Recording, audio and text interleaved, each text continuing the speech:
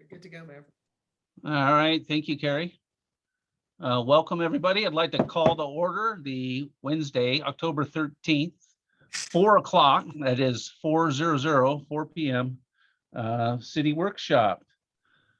I'll go ahead and take roll call. Council President Conley, Present. Councilor Blum, Here. Councilor Ross, Present and unmuted. Councilor Letts. Here. I'm Mayor Preden, and I am also here. Good to see everybody. We got a long evening, so let's just get right into it. We have a couple of items on the agenda. It's the Paul Show. Paul, start us off with the review of the final draft of the Transportation System Plan amendments, please. You bet. Thank you, Mayor. Thank you. So we started this process in fiscal year 2021. We started it by taking traffic counts in July of 2020.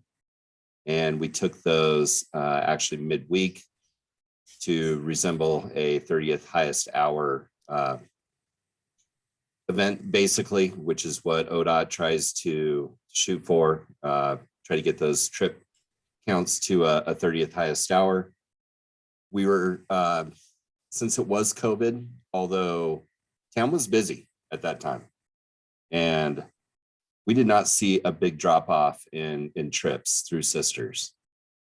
But there was a little bit of a drop off due to COVID. So Joe adjusted those, I believe, about 6% up. And from there, we were able to update all of our trip data, all of our traffic counts at the intersections, the 20 intersections that we studied. And then we took it a step further and projected those out to 2040, which is our planning horizon. So with that, we were in parallel doing our traffic safety audit, and we wanted to pull the recommendations coming out of that exercise into the TSP as well. So that's part of the amendments that you've seen.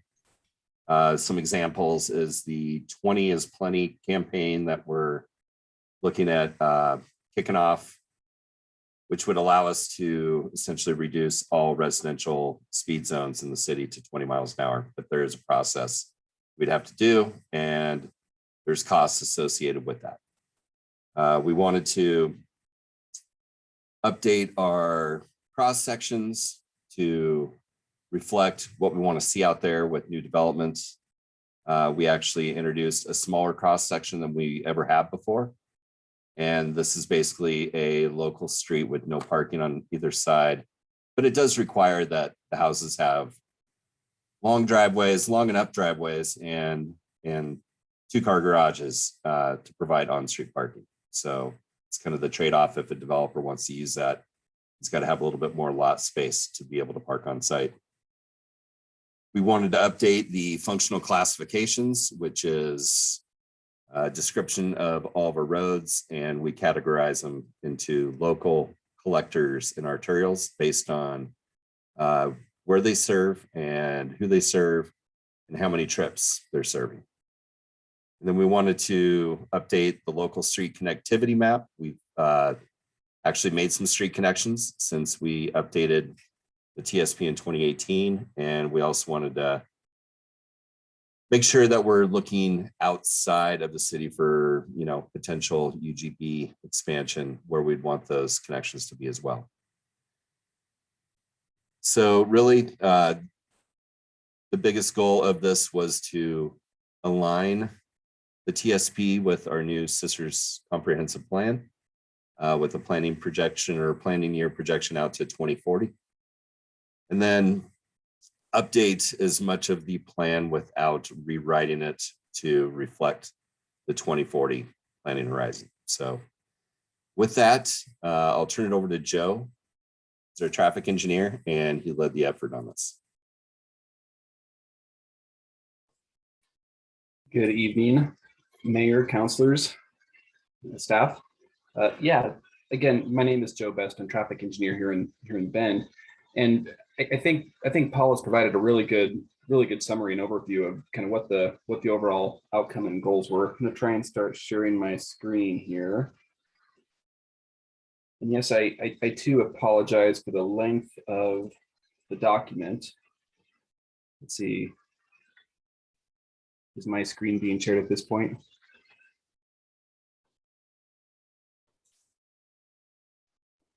I do not see it. All right, let me see if I can get that to work here.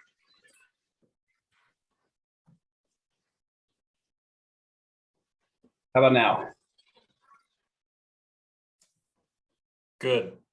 All right, I'm gonna put it in presentation mode, see if that takes up the whole screen.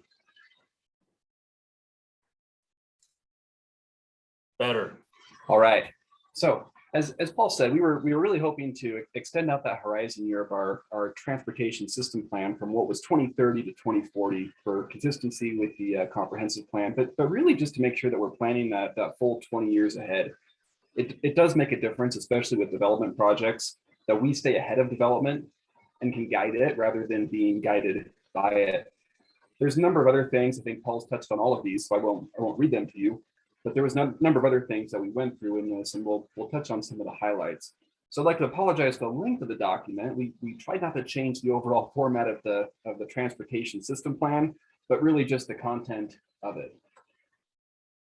So one of the key things that Paul mentioned was we were working on the citywide safety audit, and this was really the outcome of this audit. You know, as we really dove into this crash data, looked at where the collisions were occurring, did a very detailed field review, walked quite a few different neighborhoods and areas.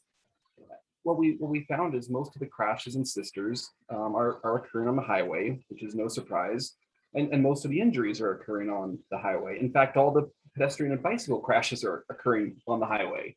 So we know the highway is the issue, but there's only so much we can do. And with the city's recent streetscape project, a lot of that's been done. So that leads us to think, what we really need to do is figure out how to lessen the burden of the highway for carrying both through traffic and local traffic. And really that comes into the alternate route. How can we implement that alternate route? And the most critical and central project, of course, is the Locust roundabout. Now, as we look at developing that alternate route and working to move regional traffic to Barclay and Locust, we've also got to be careful in how we protect our local streets so that those don't become a high-speed cut-through route. And so I think what we're seeing is some of those roads by locals or tourists or both are already being used a little bit higher speeds than they should be. So we have a number of improvements identified on here to help address that. Most critical ones that you'll see here are really putting a couple of all-way stops on Main Avenue. I think bringing the speed down to 20 miles an hour there, since it really matches the same streetscape as other commercial areas. I think there's a few crosswalks that you'll see here, but nothing too difficult. And what I'll say briefly too is we're really seeing some very positive results from the Barclay roundabout and the railway improvements that were recently completed. So some good news there too. The citywide speeds, and this is an issue that Corey really pushed for us, was to look at how do those transition areas occur as you're coming from the rural areas into the city. It seems like people really aren't slowing down until they're completely in the core, which is impacting a lot of the users on the periphery. So what you see with the red dashed lines at Campbell, Barclay, Three Creeks, even at Pine Street is some of the areas that we're seeing some of those speeds coming in quite a bit higher than they should, and areas we can work on with ODOT to implement the same type of speed transitions you see on the highway, where you kind of have that stepped down speed zone until you get to that urban edge. The 20 is plenty, absolutely. We're working on that. It does take a little bit of process. Obviously, there's some cost of replacing all the speed signs in the city, but I think that's a relatively low cost thing to provide. And finally, we're working on standardizing our school zones, in anticipation of the elementary schools relocation to having this consolidated campus.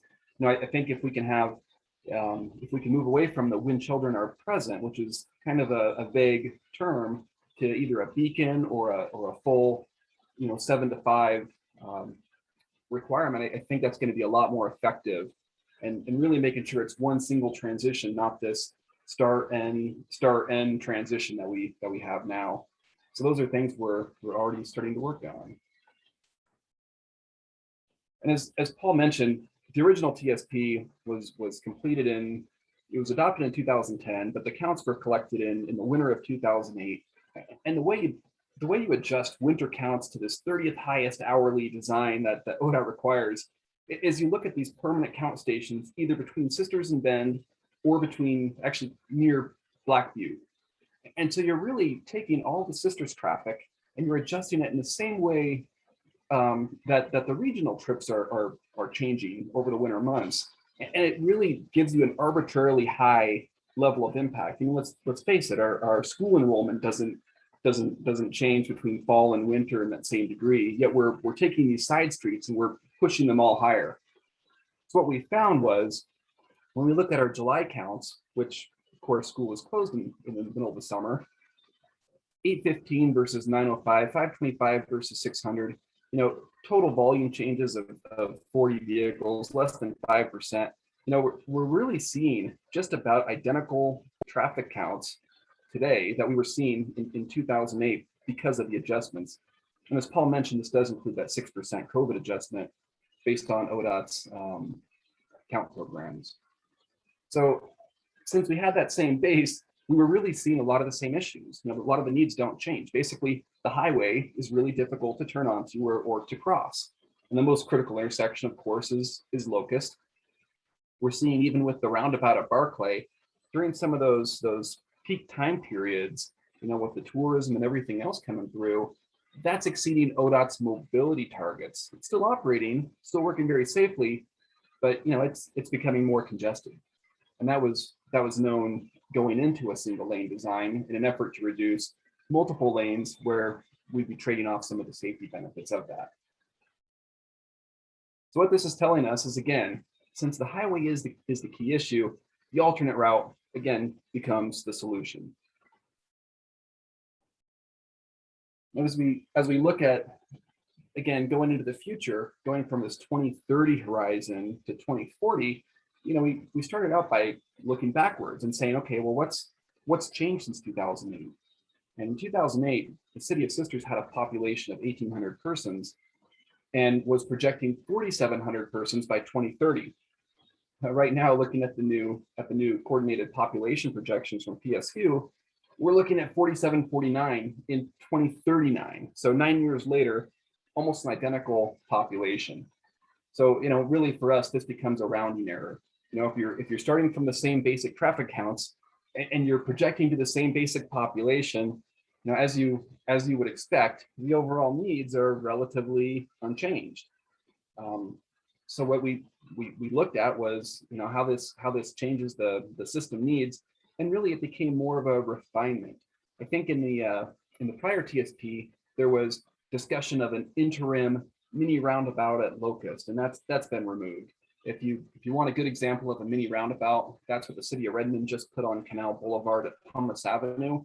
The highway volumes are much too high for that type of treatment, and we know we need to move directly to the full single lane roundabout. Other than that, most of the projects are the same, other than the safety projects that we've added. And the so what is really, when development comes in and pays fees, when you as a council decide on what priorities, it's really the same projects. It's really just trying to figure out, more of the details around those and how to make sure we implement those without unintended consequences. And that's really the overall outcome of this update. Functional classification system, as Paul mentioned, is largely unchanged.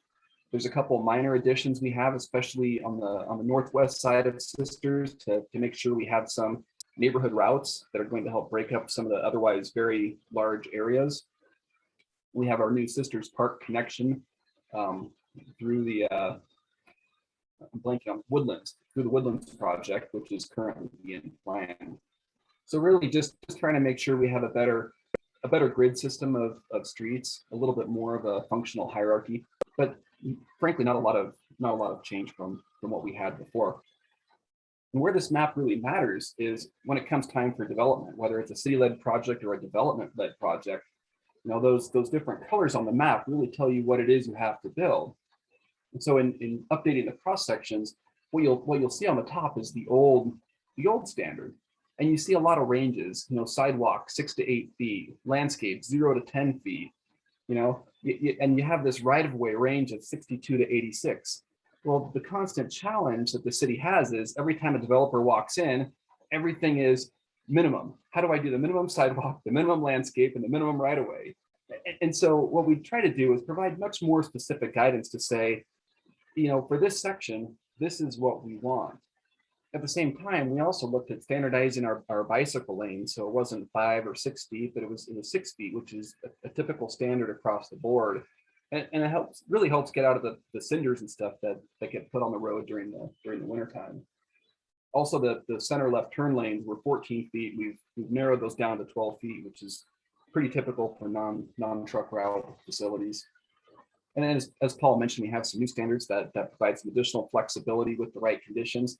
But I think it's really just trying to get these streets to a more specific design that's more reflective of what Sisters is looking for. So definitely worth taking a look at in the report. So I think from that, the real next steps we have are further work to develop those near-term safety projects. We need to work obviously with ODOT to secure the full funding for the US 20 Locust roundabout, so we can get that under construction and moving forward. That will then allow us to fully implement the signing and the other treatments we need for the alternate route. While we do that, we've got to make sure we're protecting the parallel streets. Those don't just become cut through routes as Highway 20 congestion increases. And then of course we have our speed treatments. This next one I haven't explained yet, so let me just take a moment to say, right now, because we're seeing that summertime congestion pushing the operational mobility targets for Barclay roundabout, what we need to do is figure out the policies. At what point do we look at modifying that roundabout? The impact of having a multi-lane roundabout means more than one lane coming in and going out of the roundabout, which has an additional impact on the feel of Sisters. It has an impact in the off-peak season when vehicles can then travel using both lanes much quicker through that. So I think we need to put in the right policies with council's input in terms of what do we want to accept before we make that next step of enlarging. Because right now there's no policy, and basically if a developer breaks it, they're supposed to fix it. So we just want to make sure that we align that with what we actually want. And finally, right now the City of Sisters doesn't have specific traffic study requirements. And I think especially with some of the new language around having clear and objective standards for housing, that's more critically important than ever before. So we definitely need to get that as a next step from this work. So with that, I'll stop talking and stop sharing and turn it over for questions.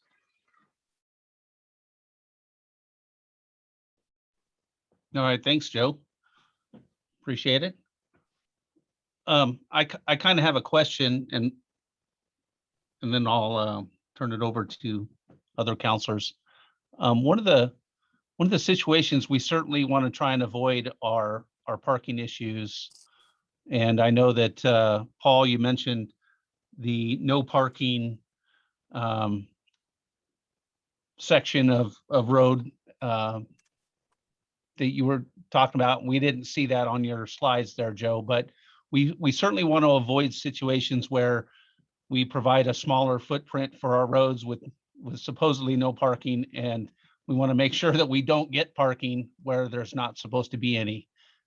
We have that a little bit down in where Polish started, and on occasion, and even in Pine Meadow Village, in places where things get a little tight because people are parking where they're not supposed to. So I just want to make sure that we're real clear that that'll be avoidable. And I don't know if that's for Joe or for Paul. Thank you. Nope, that's a great point, Mayor. What we're seeing today and what we've experienced with the denser developments out on the west side of town is absolutely, you got to have parking in those situations, on-street parking, without a doubt. But if the situation comes where people are providing more on-site parking, or the density of development is not that extreme in certain areas of the development, then maybe a street reduction, right away width reduction is warranted. It not only, saves trees, provides less, impervious surface, less stormwater management that you have to do. So, but you're absolutely right. It's going to have to fit into a really tight box to make sure that'll work with the development itself, the adjacent property owners, and for us that have to maintain it. So great point. All right, thank you. I'm just going to go around the room. Councilor Letts, do you have any questions or comments? Always. I do have some little questions that I will probably just send to Paul at a later time, and he can maybe pass those on to Joe, so I won't get into the weeds here, but I did have a couple of questions and comments for the group. One thing is, just for clarification, when the bypass is fully completed, is that going to be the official Highway 20, and does that fall into ODOT's hands, or is that still city, or those still city streets? Those will still be city streets. That will not be the official Highway 20. That'll be the alternate route. So Highway 20 will still be designated as the state system. Okay.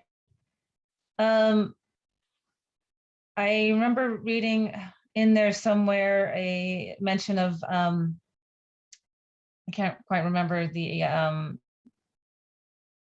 terminology. I think you called it a step down speed zone, and there's a review process ODOT can do. And I did see somewhere in there that was kind of on a to-do list of having some of those reviews done. And I just want to say I would really like to see that done on the east side of town. I just think it's always been so bizarre that the step down speeds on each side of town are completely different from each other. Where you have to, when you're entering from the west side, you're basically at 35 miles an hour before you hit the city limit, and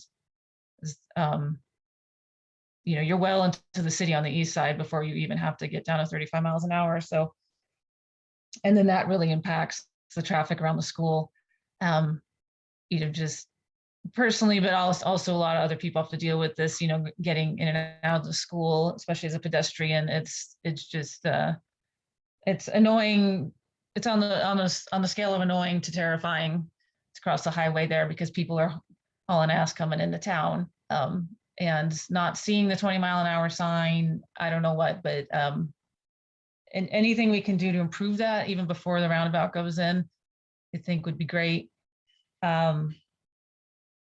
So just putting in my 2 cents there. And then one other thing is that I noticed that there was no mention in this plan about electric vehicles of any sort, and that's from bicycles to cars to whatever we may see in the next 5 to 15 years, maybe even delivery trucks, semi trucks, that kind of thing. Obviously those are going to have some interesting different travel patterns, also infrastructure needs with charging, and so I found that missing. And I know we were not going to have all the answers for that right now, because it is a very fluid situation, but it would be nice to at least be addressed a little bit, so we remember to have a placeholder in there. Those are both great comments. Thank you. And you're right. I don't have the answer on the second one, but it's a very, very good comment. And I've already got my Cybertruck ordered. So yes, I hear you on the electric vehicles. All right, thanks. Thank you, Councilor Letts. And I have a follow-up to one of her comments, which was she called it a bypass, but it's actually it's an alternate route, and that's the correct terminology, I believe, that we're going for. Is that right? Because a bypass is actually something different. Is that true? That's Help correct. me, Joe. A bypass would be an ODOT facility. We have an alternate route, and where we have to be careful, and I think this goes back to the councilor's comment, is we're building this route to help offload regional traffic. We need to make sure that ODOT's committed to helping fund the maintenance, the repair, and the construction of that route. All right, great. Thank you so much. going around the room. Again, Counselor Ross? Yeah, a couple things. Appreciate the presentation, Joe. And if you really do have a Cybertruck on order, you will like it. My Tesla's great. The 20 is plenty is a kind of an interesting thing. I think it's well overdue. I think as we look at some of these things being implemented, we do need to look at Jefferson in particular as a cut through. And what I'm starting to notice, I saw it the other day, actually, several out-of-state cars turning off of 20 and going down Jefferson. And what's happening is Google has bought Waze, and anytime there's a major traffic backup, if you're using Google for your routing, it will send you off onto city streets to avoid the traffic that's there. And a prime example of it is Taylor's Ferry Road in Portland, where my daughter lives, which was a relatively high local traffic road during rush hour, but lower than the other times. All of a sudden now, whenever the interstate backs up, which is quite frequently going under the bridge, traffic on that road becomes quite heavy because that's the way it routes you. So we need to think about how we handle that a little bit. And we need to figure out how to make maybe the Jefferson Washington corridor, while we consider them collector streets, a little less attractive as an alternative route to Highway 20.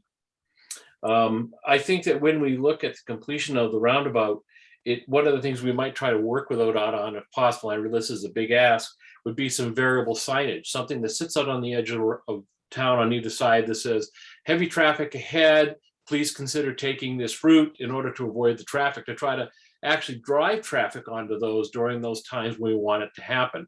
And during the lighter traffic times, it might not be as significant. So something in the variable signage area. I want to echo Jennifer's comments on the Locust 20. I know that we're beating this drum quite hard. I crossed the street the other day after a meeting at City Hall and nearly got clobbered by somebody making a right turn off of Locust because they were watching traffic coming from Bend.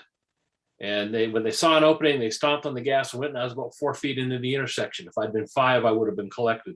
So we do need to think about what we can do there to make that safe in the interim, because we aren't going to see a new school for at least 3 years. I've built schools. I know how long it's going to take to get that sucker in there and open. And everybody thinks it's going to see it in a year and a half. They're very optimistic, but not very realistic. So I think that covers a lot of it.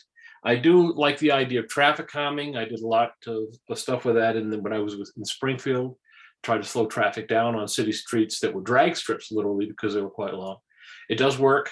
And some of it is just strictly visual. Making things look narrower than they are is surprisingly how much it slows people down, even though it's the same standard width travel lane.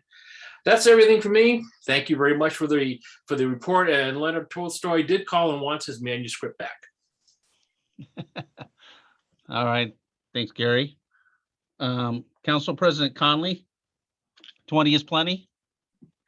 20 is plenty. I like that slogan. I applaud whoever came up with that or wherever you stole it from.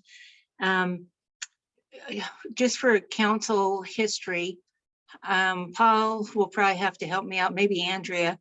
We had public hearings about the Jefferson Street using the public right of way and putting in bike lanes and changing the parking not too long ago. And there was a lot of community, not a lot, several community members were not happy about the lack of their perception of the city right of way being their property. I think we're past that stage now. And I think the diagrams that were rendered did have the calming effects for that street and the bike east-west. So I think that will help with the issues for pedestrians and bikers there and slowing traffic. So I think that diagram is in this material also. I just have 2 questions, or one comment actually, about the transition of the speed limits out McKinsey Highway between the middle school and the high school. In Joe's presentation, it was trying to get that all solidified into 1 speed. I think that's fabulous because you're speeding up from the 4-way stop that you got behind 4 cars heading to the school. So you speed up to catch up to that group. Then you slow down to get by the middle school, and then you gun it again to get to the high school. And that's not just during drop off and pick up. It's during the open campus high school lunch period that turns into a drag strip again. So I think the 7 to 5 timeline, Monday through Friday, might be a good way to address that. And then my last comment is still sticking with the school district. And 40 years ago or so, when the Forest Service gave the school district the property where the middle school and high school are now, and where the proposed elementary school will be built, I didn't see a traffic count for 40 years out from now.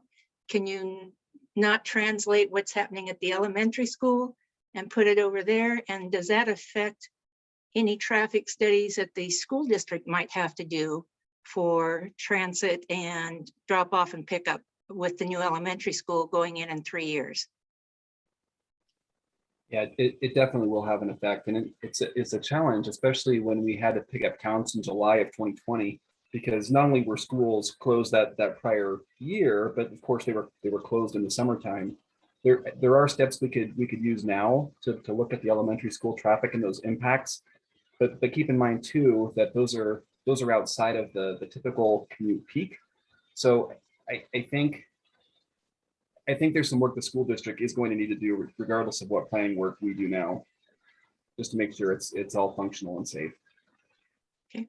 And then my last comment, Jennifer and Gary, if you have a dog and you're crossing Locust and the highway, give the dog a long lead, because everybody stops for the dog. They won't stop for you, but they'll stop for the dog. Living proof.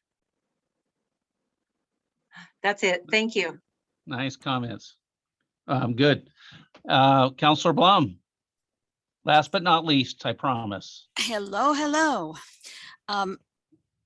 The alternate route, once we get that up to truck route standard, would we then be able to have it designated as a truck route and require trucks to take the alternate route? I don't think we're allowed to require them. I think we still have to accommodate them on US 20. And I might be wrong about that, but I don't know that we have that choice. Do you know, Paul? I've talked with Joel McCarroll out of Region 4 quite a bit about this. And yes, everything drives off of their annual permits, and their annual permits basically say where they have to drive. So that's something that would have to change if we're going to put them on the alternate route. We've expressed to ODOT Region 4 staff that we're interested in trying to get the truck traffic on the alternate route. So, but there is a process to do that. So do you feel comfortable that if we bring that road up to reasonable standards, whatever they are, that would be likely? I say that because there are just so many times when I'm downtown with having lunch and whatever, when people say, oh, this would just be so much nicer if these great big huge trucks weren't coming through here and creating the smell and the noise and everything. So I've kind of been hinting that we may have a solution for that down the road, but it sounds like it's going to be quite a process. Well, we feel we got a very good case, and the trucking community doesn't want to drive in downtown. They want to be able to drive out. The biggest thing is we have to have a fully functional alternate route. So Right. That's goal one. And then step one of the finish of goal one would be to engage with the trucking community and Region 4 staff to start working on making that the truck route. No, but I think, Paul, if we can show them it's a faster route, it's a safer route, I don't see why we couldn't convince them to use it. So A lot of them use it. The guys that come through, the drivers that come through every day, certain times a day, we see them on that alternate route. They like it, they know it, but they're also only going westbound at this point. So. Okay. Talking about the fact that during peak times, the roundabout we have is already above what you're saying is the ODOT standard. So we can assume that by the time we get the Locust Street roundabout in, that it will at peak times already be full during certain peak times. When you talk about we should have a policy to indicate what our priorities are going to be for how we're going to deal with that, is there a number or a percentage or whatever that you get to on a state highway like that, where ODOT will say, we have to do something because it's blocking the ability for people to transport goods on a state highway? Will they be the impetus that will say, you know, we're going to have to come up with another plan, or will the city be the impetus for that, or how would that happen? Yeah, there is a point where ODOT would say we absolutely have to do something, but I think with such a significant seasonal shift in traffic in the range of 30-40% between the summertime and the typical winter time, you know, I think if we could even just set a standard to say, you know, for 3 months of the year, we're going to accept higher levels of congestion.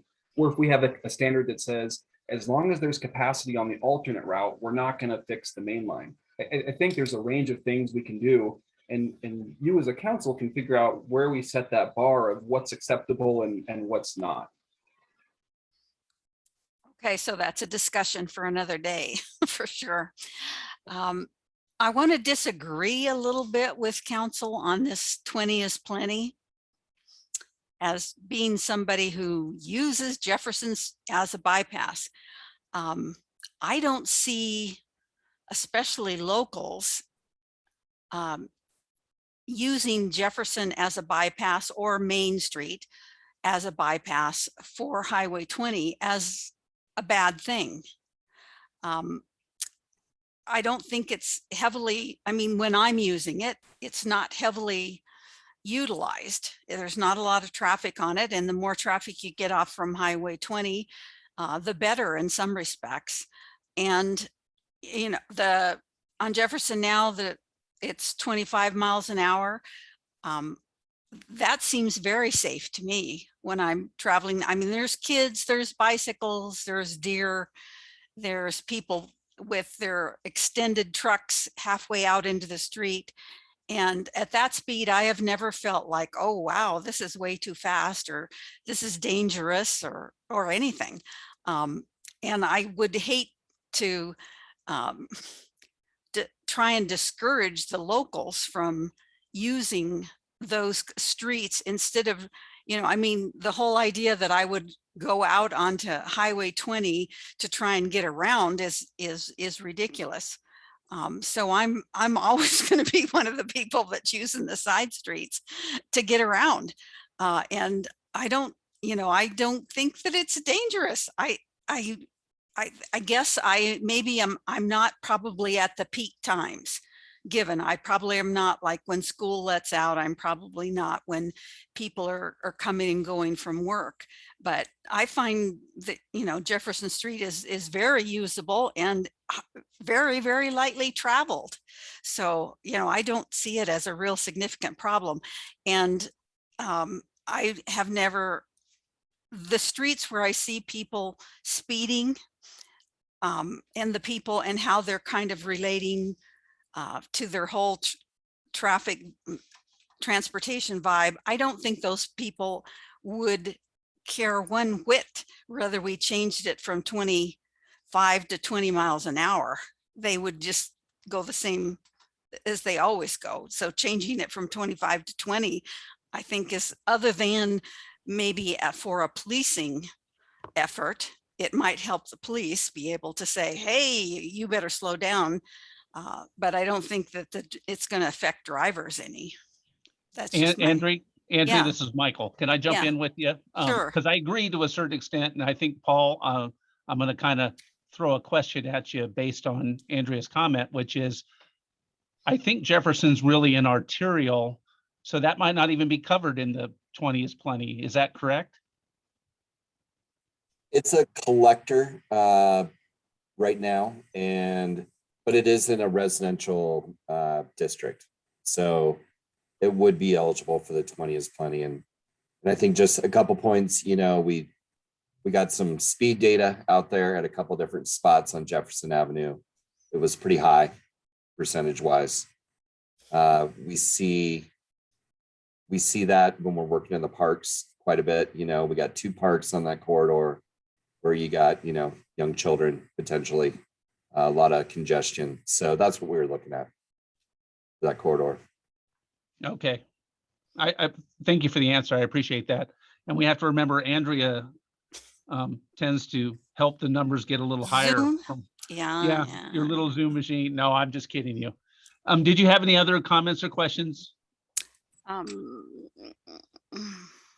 Yeah, I'm just preparing myself for the fact that even when we do get the second roundabout in, we're going to get blowback from the locals when it is at capacity, because they're going to say, well, if you didn't allow all this housing growth, these roundabouts wouldn't be full, when in reality, the people in the roundabouts are not the locals for the most part. Yeah. Just a comment. No, that's what we get paid for. Right. So, all right. Does anybody else have any follow-up real quick? Or do we need to move on to our second item? We got about 20 minutes for the next meeting. So thank you, Joe. Thank you, Paul. So the next item on the agenda is obviously the right-of-way ordinance, the draft right-of-way ordinance. Paul, do you want to start off that conversation? You bet. Thanks, Joe. Thank you. Appreciate it. So Corey and I will tag team this a little bit. This is another municipal code rewrite that has been on our list of things to do. So we just decided to tackle it. If you look at chapter 12.3 or section 12.3, the existing municipal code, it's all of like 4 paragraphs. And now we're going to 11 pages. So typical rewrite. But we did want to get a lot better regulatory language around construction in or right-of-ways, temporary encroachments, permanent encroachments, closures of the public right-of-way. And, you know, the Parklet program that we've been working with for the last 18 months or so, wanted to codify that in the code language. So we did that. And with that, I think, other than my staff report, I think we can just dive into any questions that you guys might have.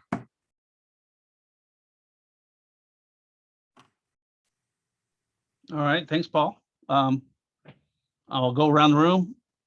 Councilor Blum, since you went last, you want to go first this time?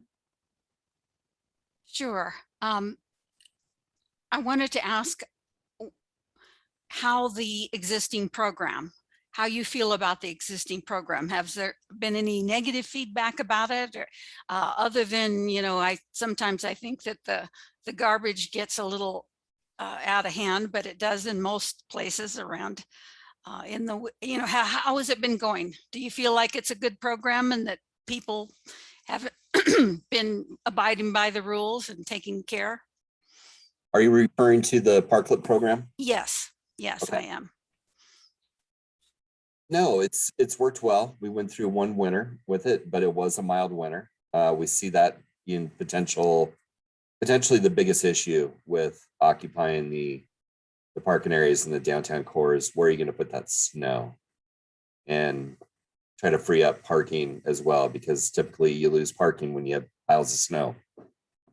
So that's really where we were headed with the seasonal approach to the Parklet program from May 1st to October 31st, which hits, you know, a little bit of the higher ends of the shoulder seasons and then obviously the peak season. So in doing that, also, we wanted to make sure that the Parklet users realize that it's still not their property, that they're on a temporary basis, that they actually have to, you know, remove it for a portion of the year and then reinstall.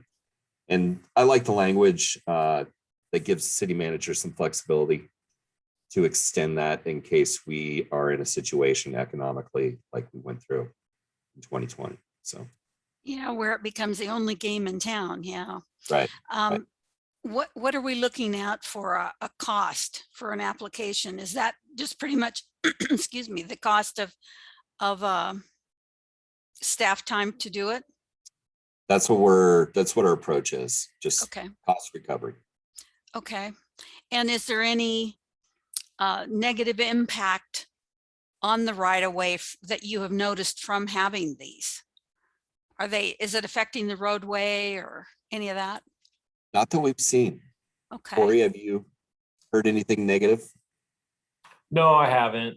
I think just one thing we'll want to consider moving forward is updating our parking study, and depending on the proliferation of these, how that may or may not factor in. But that's also partly why we put in some limits in terms of if you're on a corner lot, you can't take advantage of both frontages, or you're only going to be able to use X number of spots. So this is definitely still part of the ongoing experiment, but instead of it being a temporary program, codifying it. And so we'll want to continue to monitor it moving forward and see if any other concerns arise. But to this point, no, it's almost exclusively been very positive. Good. I'm glad to see that you're going to require that adjoining property owners be notified so that they can make some comment about it in case there's an issue with them. I think, letting people know that it's going to happen is always a good idea, and people don't like surprises. So that was my last comment. All right, thank you, Andrea. And Corey and Paul, correct me if I'm wrong, but this is also something, again, that if we put it into place and something doesn't work exactly right, we can always add more code language to it if we need to, or remove it, I suppose, right? Definitely. Okay. All right, thank you. Council President Conley? All right, just two quick comments, and I freely admit I spent all of my free time reading the transportation study, and so I skimmed this, so I'm sorry if this is redundant. The comp plan update listed that alleys were part of the public right-of-way. Does this spell out that alleyways are part of the right-of-way? I didn't see that fine note in there.